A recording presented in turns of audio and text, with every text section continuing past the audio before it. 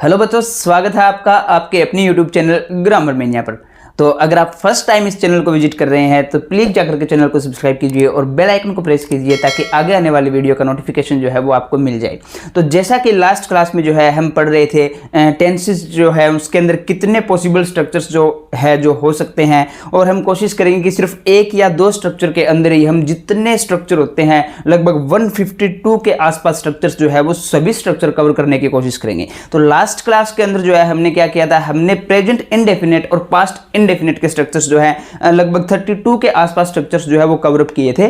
तो आज की क्लास के अंदर जो है हम लगभग 64 के आसपास स्ट्रक्चर्स वो भी सिर्फ 10 मिनट के अंदर जो है वो कवर करने वाले हैं। तो हर एक पॉइंट जो है, हर एक चीज़ जो है वो आप अच्छे से ध्यान में नोटिस करते रहिएगा। जहाँ जहाँ पर स्टूडेंट्स जो है जो एरर्स होते हैं बच्चों से, जहाँ जहाँ पर गलतियाँ होती है, मैं उन पॉइंट्स को भी टच करने वाला हूँ कि कौन सी गलतियाँ जो है जिनसे आपको बचना है। तो पहला हम प्रेजेंट इंडेफिनिट कर चुके थे, अभी कंटिन्यूस की तरफ बढ़ते हैं। जैसे कि he is writing a letter. He is writing a letter, इसका नेगेटिव क्या हो जाएगा? He is not writing a letter. Interrogative, is he writing a letter? Negative interrogative, is he not writing a letter? WH word के साथ, what is he writing? What is he not writing? Who is writing a letter? Who is not writing a letter? तो students ये आपके active voice के अंदर जो possible structures आपके present continuous tense के जो हैं, he is writing a letter, यानी इसके अंदर आपको क्या करना होता है, हम इस टेंस के अंदर जो है प्रेजेंट कंटिन्यूस टेंस जो है इसमें करते हैं use is am are plus verb की आईएनजी वाली फॉर्म, फोर्थ फॉर्म का प्रयोग। तो यहां पर इज एम आर का सिलेक्शन जो है वो हमारे सब्जेक्ट के अकॉर्डिंग होगा। सब्जेक्ट के अकॉर्डिंग यहां पर सिंगुलर है तो इज रखा जाएगा, प्लूरल है तो आर रखा जाएगा, आई के साथ एम का प्रयोग किया जाएगा।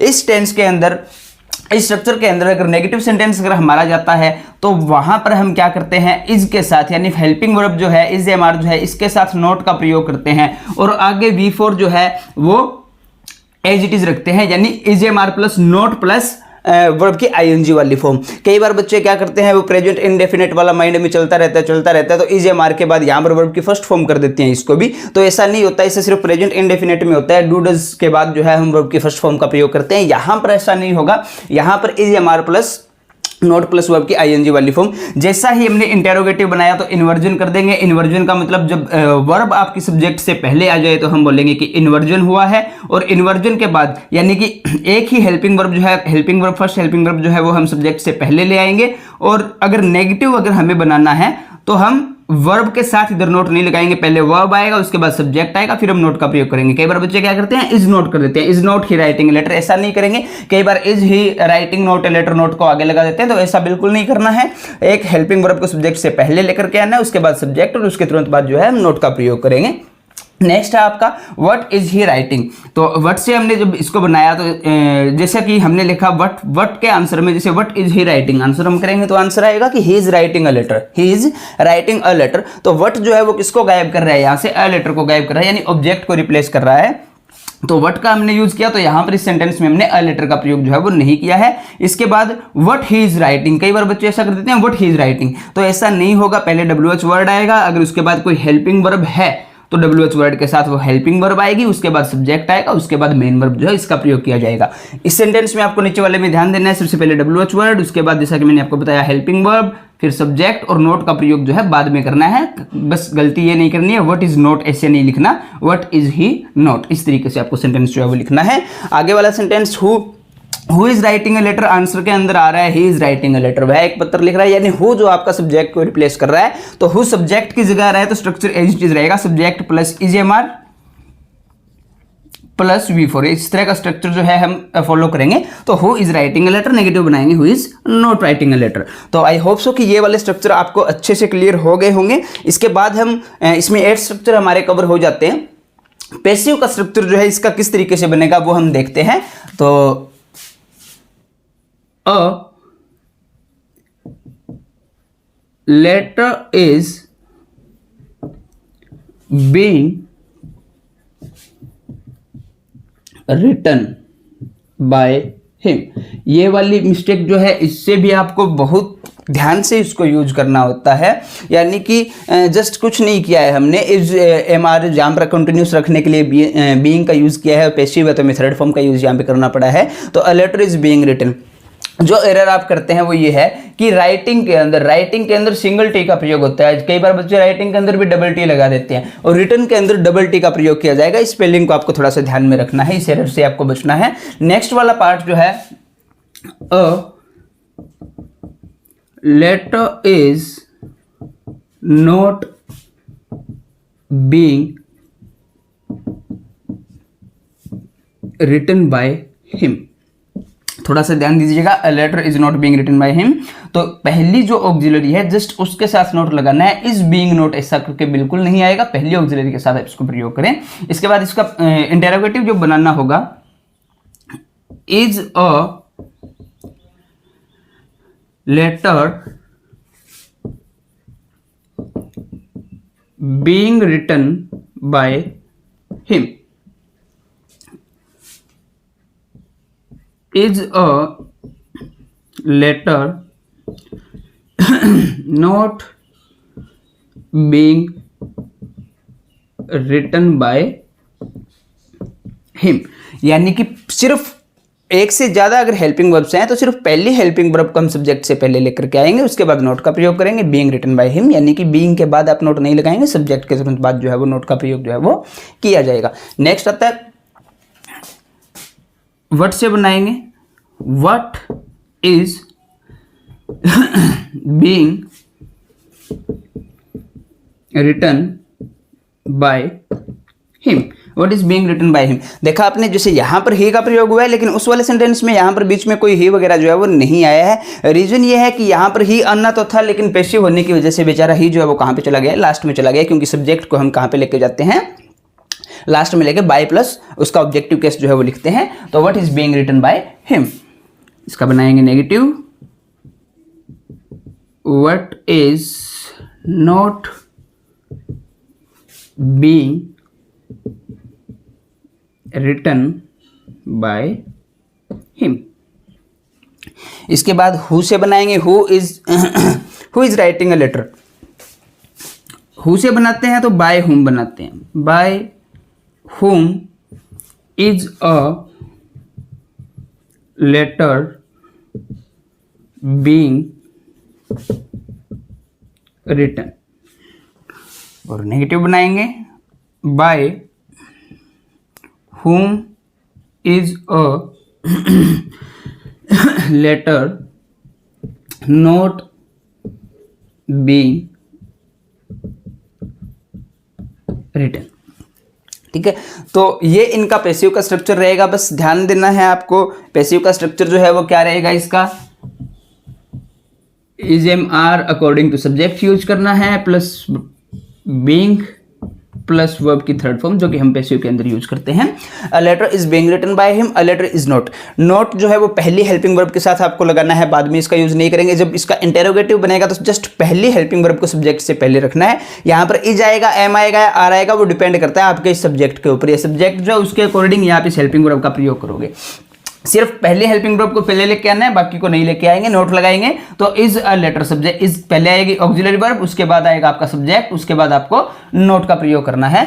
और व्हाट वाला सेंटेंस जो है, what is being written by him, what is not being written by him, यहां पर आपको ध्यान देना है। जहां पर एरर करते हैं बच्चे क्या है, by whom is a letter being written. लेकिन स्टूडेंट्स क्या करते हैं ज्यादातर, by whom a letter is being written, by whom a letter is being written. बोलने में बिल्कुल आसान सा लग रहा है, सिंपल सा लग रहा है, तो यही लिख देते हैं कि by whom a letter is being written. ये बिल्कुल गलत हो जाएगा, बिकॉज अगर हम ऐसा लिखते हैं by whom a letter is being written, तो वहां पर इन्वर्जन नहीं होता। इन्वर्जन का मतलब क्या है, वर्ब सब्जेक्ट से पहले नहीं आता, और जब वर्ब सब्जेक्ट से पहले नहीं आएगा ना, इन दैट केस इंटेरोगेटिव नहीं जाएगा आपका सेंटेंस। तो क्या करेंगे, by whom is a letter being written. कई बार क्या करते हैं, by whom is being a letter written, ऐसे भी कर देते हैं। नहीं, जस्ट पहली ऑक्सिलरी वर्ब, पहली हेल्पिंग वर्ब को आप सब्जेक्ट से पहले लेकर के आएंगे। नेक्स्ट वाला पार्ट है by whom is a letter not being written. Not जो है वो यहां पर नहीं लगाएंगे, नोट जो है वो सब्जेक्ट के बाद रहेगा। बार बार ये बात मैं आपको बता रहा हूं, by whom is a letter not being written. इस तरीके से आप जो है इसको यूज करोगे, नोट का प्रयोग जो है वो यहां पर करोगे। इसमें गड़बड़ क्या करते हैं, अक्सर जो गड़बड़ होती है प्रेजेंट कंटिन्यूअस के रिगार्डिंग इस वाले पैसिव के अंदर जो होती है वो क्या होती है कि by whom a letter is sorry by whom is a letter not written, यानी बीइंग लगाना जो है अक्सर बच्चे भूल जाते हैं। तो आपको इस एरर से, इस गलती से जो है वो बचना है। तो अभी बात आती है कि ये हमने पढ़ा किसका, ये हमने पढ़ा प्रेजेंट कंटिन्यूअस का। प्रेजेंट कंटिन्यूअस का हमने पढ़ा। पास्ट कंटिन्यूअस का पढ़ना है तो 16 स्ट्रक्चर्स पास्ट कंटिन्यूअस के, बिल्कुल आसान, बिल्कुल इजी, इससे इजी चीज कोई है नहीं। जस्ट क्या करना है, जहां पर इज का प्रयोग हुआ है, जहां जहां पूरे के पूरे सेंटेंसेस में जितने भी यहां पर लिखे हुए हैं 16 के 16, उस इज को हटा करके आप वोज लगा दीजिए। सारा का सारा क्या हो जाएगा, ये पास्ट कंटिन्यूअस बन जाएगा। सारा का सारा पास्ट कंटिन्यूअस बन जाएगा। जस्ट आपको करना क्या है, इज को हटा करके वोज का प्रयोग करना है। यानी कहने का मतलब यहां पर इज एम आर है प्लस V4, पास्ट वाले के अंदर क्या हो जाएगा, वोज वर प्लस V4, और पैसिव में क्या हो जाएगा, was were plus being plus V3। Passive के अंदर ये हो जाएगा। बस ध्यान देना, पास्ट के अंदर जब आई सब्जेक्ट आप यूज करते हो तो आई के साथ वोज लगाते हैं। प्रेजेंट में यहां पर आई के साथ एम का प्रयोग किया जाएगा, लेकिन पास्ट में आई के साथ वोज का प्रयोग जो है वो किया जाएगा। तो जैसे कि हम सभी सेंटेंस एक बार मैं आपको बोल के बता देता हूं। He is writing a letter जो है क्या हो जाएगा, he was writing a letter, he was not writing a letter, was he writing a letter, was he not writing a letter, what was he writing, what was he not writing, who was writing a letter, who was not writing a letter was being written by him, a letter was being written, a letter was being written। यानी कि यहां पर अगर subject हमारा plural होता है, यहां पर लेटर की जगह लेटर्स होता, तो वोज की जगह क्या हो जाता, वर हो जाता। तो वोज वर जो है वो ध्यान रखना, आप सब्जेक्ट के अकॉर्डिंग जो है वो चेंज करते रहोगे। तो जहां जहां इज एम आर लगा है वहां वहां पर हम वोज वर कर देंगे, तो हमारे 16 सेंटेंसेस जो है, स्ट्रक्चर्स जो है वो पास्ट के जो है वो रेडी हो जाएंगे। तो यानी यहां पर आज हमने 32 स्ट्रक्चर्स जो है हमने पढ़े थे फर्स्ट वीडियो के अंदर। आज सेकंड वीडियो जो है इसके अंदर 8 and 8 16, और इतने ही 16 डबल कर दीजिए, पास्ट के हो जाएंगे। 32 स्ट्रक्चर्स जो है वो आपके पास्ट कंटिन्यूअस के हो जाएंगे। तो मैं इस चीज के अंदर क्या है, आपको प्रेजेंट परफेक्ट भी आपको मैं बता सकता हूं, तो थोड़ा सा मैं बता देता हूं, हो सकता है कुछ एक बच्चे समझ जाए, वरना सेपरेट वीडियो, एक अलग सी वीडियो उसके ऊपर मैं बनाने वाला हूं। जहां जहां पर is am are plus ING लगा है वहां वहां पर हमें आप क्या करोगे, हैज हैव प्लस वर्ब की थर्ड फॉर्म कर दोगे। क्या करोगे, हैज हैव प्लस वर्ब की थर्ड फॉर्म। जहां जहां पर इज लगा है वहां वहां पर हैज लगा दोगे, और जहां जहां पर ING लगा है वहां वहां पर थर्ड फॉर्म लगा दोगे। क्या क्या बदलाव मैंने इसके अंदर बताया है, इसके अंदर आप इज एम आर इसको रिप्लेस कर दोगे किससे, हैज और हैव से, और V4 को रिप्लेस कर दोगे किससे, V3 से। और एक और बदलाव जो आपको करना है वो इसके अंदर क्या है, आप ये वर्ड आया हुआ है जहां जहां भी बीइंग, इसको आप चेंज कर दोगे बीन में। ये 3 बदलाव जो है वो आपको करने हैं। कौन से बदलाव करने हैं dear students, is am are जो है इसकी जगह हैज हैव का प्रयोग करोगे, बीइंग की जगह बीन का प्रयोग करोगे, और V4 की जगह वर्ब की थर्ड फॉर्म का प्रयोग करोगे।